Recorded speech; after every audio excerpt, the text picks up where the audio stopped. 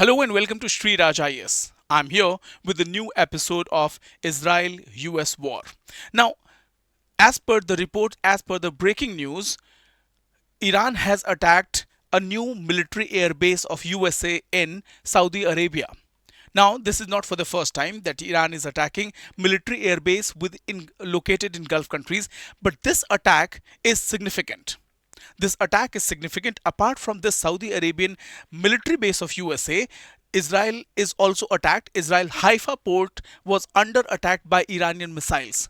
If Haifa port got attacked, it is also going the impact will be felt by India as well, because if you remember the IMEC corridor, the last node of IMEC corridor is in Israel Haifa port. From Haifa port, this IMEC corridor will take a sea route and go to Prias port of Greece. So remember everything. Let me explain you this. War blows up the US Sentry is the big aircraft, an important aircraft worth 300 million. So UPSC syllabus is GS paper 2, West Asia Geopolitics, West Asia Geopolitics, India's diaspora and foreign policy. In GS paper 3, internal security, defense technology and energy security. In international relation, US-Iran-Israel conflict and regional instability because of this war. So what has happened?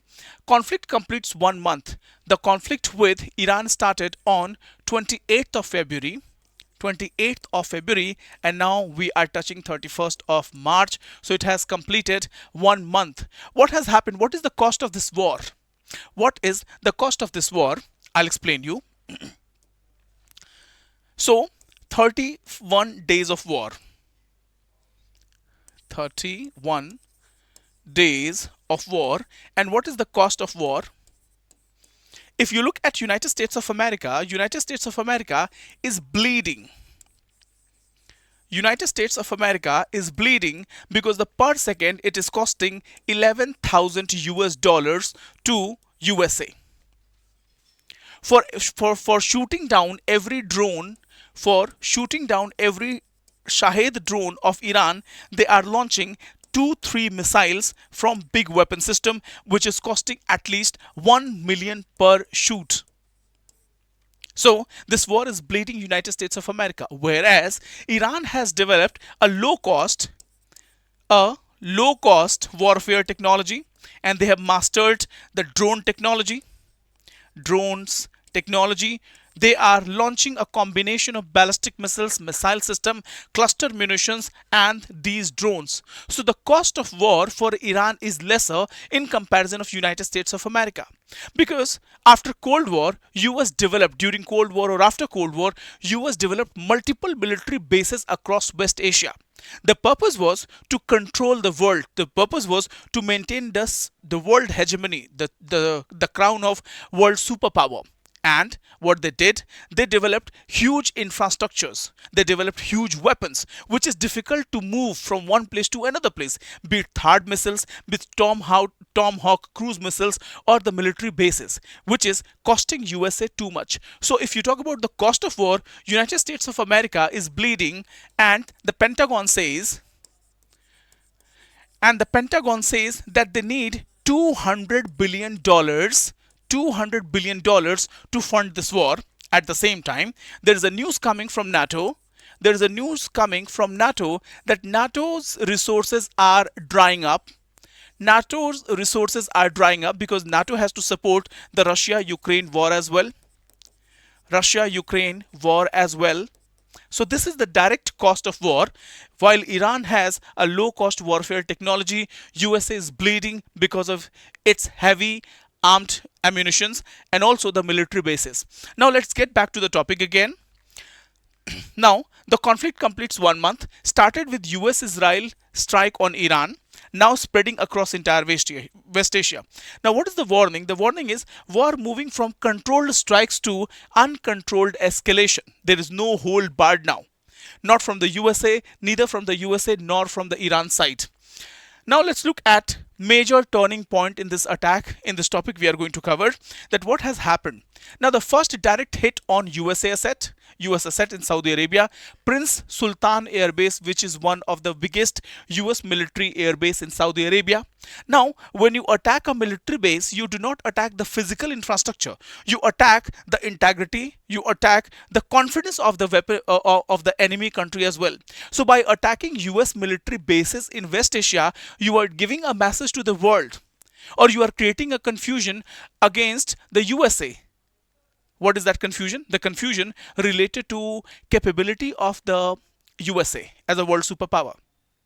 Now, this war, nobody knows what will be the end of war, whether Iran will be victorious or the USA or Iran will be completely wiped out. But one thing is for sure, and that is that United States of America is going to bleed and depleted of resources.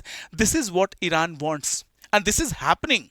So, Prince Sultan Air Base got attacked. Boeing SE-3 Sentry AWACS early airborne early warning system also got destroyed, and one single aircraft will cost you $300 million.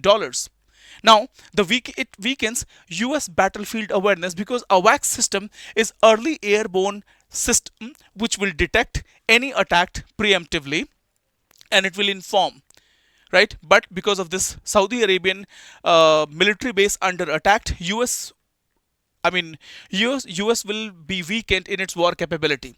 Now, why this aircraft matters? Because this war has a flying radar and command center. It guides fighter jets and it tracks enemy threats. Now, US fleet has 16 such kind of jets, and out of the 16, 6 is located in West Asia, and one recently got destroyed under Iranian attack.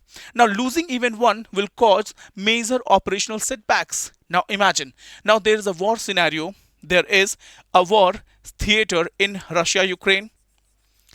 There is another war theater in West Asia. There is another possibility of conflict in South China Sea.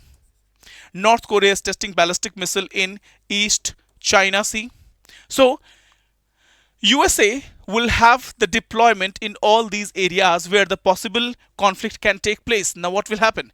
With the destruction of this one aircraft, they will have to drive their resources from other locations to West Asia. Then what will happen? The Russia-Ukraine front might be weakened. So, here it is, the losing even one will lead to major operational setback for USA in West Asian conflict. Now, regional escalation. There are multi-front war launched by Iran. Now, Iran versus Israel, strikes in Tehran, and Haifa oil refinery also got a hit by Iran. Again, Beirut suburbs targeted by Israel. Hezbollah conflict intensifies. If you talk about Gulf region, Saudi intercept missiles and Kuwait infrastructure got hit. So the war spreading across multiple countries.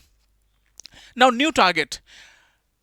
If you look at Iran's geographical properties, you'll find that Iran is drained. Iran has two rivers, right? Euphrates and Tigris. They have two rivers, Euphrates and Tigris rivers. You can find them. But that is not the case with other West Asian countries. So what Iran is doing, Iran is trying to cut the lifeline of these West Asian countries by attacking what? By attacking desalination plant. And when you attack a desalination plant, you are cutting off the lifeline. Of the major Saudi Arabian countries.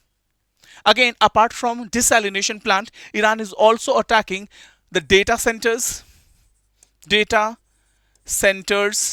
Okay, so Iran is targeting desalination plant. 400 plus plants are there in West Asia, the main source of drinking water, whereas this is not the problem with Iran, and that's why Iran is attacking the desalination plant. Now, the critical risk is humanitarian crisis. Now, it will lead to the great humanitarian crisis, because without desalination plant, these Saudi monarchs, these Saudi countries will not be able to, filter water or desalinate water so that they can make it, worth drinking. So now Trump is hinting at oil negotiation. Now Strait of Hormuz is reopening. The focus is shifting from energy routes and economic leverage. So this is it. there is also one dimension, that diplomacy failing. Now, always remember when diplomacy fails, war happens. When diplomacy fails, war happens. So, US Iran is a classic example of diplomatic failure. I'll not get into whether it was a US failure or Iranian failure, but it was indeed a diplomatic failure. Now, diplomatic failing talks in Islamabad is taking place. Participants are Turkey, Saudi Arabia, Egypt, and Pakistan. But there is no conclusive evidence that which way this negotiation is going on. Now, the missing is US is not a part of this negotiation, Iran is not a part of this negotiation, Israel is not a part of this negotiation, and that's why the talk will be ineffective. The main players are not a part of the discussion. The peripheral agents, the peripheral countries such as Turkey, Saudi Arabia, Egypt, and Pakistan, they are discussing the matter. They are discussing about the ceasefire, but the main players are absent from this entire discussion. Now, the core analysis says that conflict is now military plus energy plus infrastructure. Now, the key trend is war is expanding beyond borders and the critical infrastructure is coming under attack. Energy sources are coming under attack. Yep. So strategic targets are control of energy, water and territory, and if you control energy, water and territory, you are choking a country out of its supply lines. This is the memory map, and this is the final conclusion of this topic, which says that we are entering a dangerous multi-front phase of warfare. Infrastructure targeting is a new dimension. Now, what lessons can India learn from this entire conflict? What lessons India can learn from this entire conflict, especially in terms of warfare technologies? Warfare technologies. So team, I will wait for your call. I will wait for your message that please let me know. I would love to see your comments if you like this session. और आपके कोई भी सुझाव हो तो please बेझिझक मुझे comment section में बोलिएगा, and I would love to respond to your queries. So final insight is modern war are no longer fought just with weapons, but they are targeting systems that sustain life. So this is it in this article. We will get back to you with some new topics. Thank you so much. Wish you a wonderful day ahead. Jai Hind, Jai Bharat.